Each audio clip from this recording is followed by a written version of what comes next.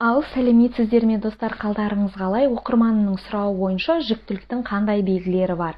Көптен күткен періштеңізді күтіп жүрсеңіздер, менің яғни жүкті екенімді қай кезде білемін деген сұрақ туындайды. Яғни егер сіздің етеккіріңіз кешігетін болса, бұл яғни жүктіліктің бірінші белгісі болуы мүмкін.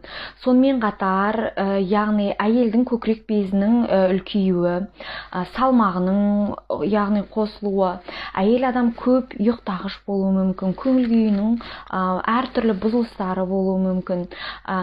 Сонымен қатар, әйел адамда дәм сезу және әртүрлі иістерді талғайтындығы пайда болады. Яғни белгілі бір иістерді көтере алмайды. Сонымен қатар тамақты да талғауы мүмкін.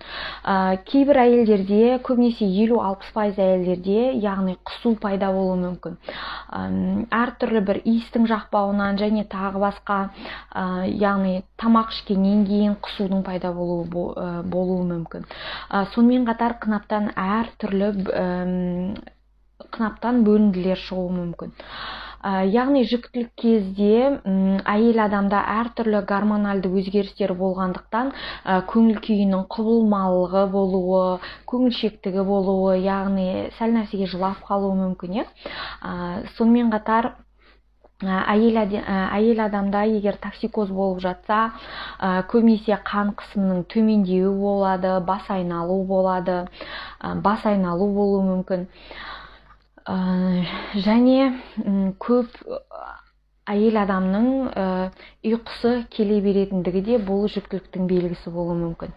Және егер сізде осындай белгілер анықталған болса, сонымен қатар сіздің етеккіріңіз келетін күннен 8 күн асып кеткен болса, сіз аптекадан барып, яғни арнайы жүктілікті тексеретін таяқшалар сатылады, 200-300 теңге тұрады.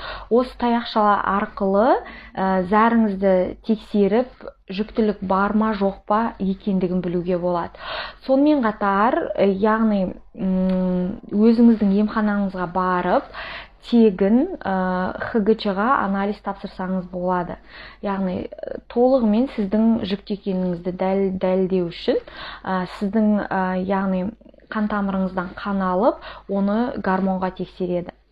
Егер жүкті болсаңыз, өзіңіздің яғни емханаңызға барып, доучетқа тұрыңыз, сонымен қатар яғни УЗИ-ға түсу керек.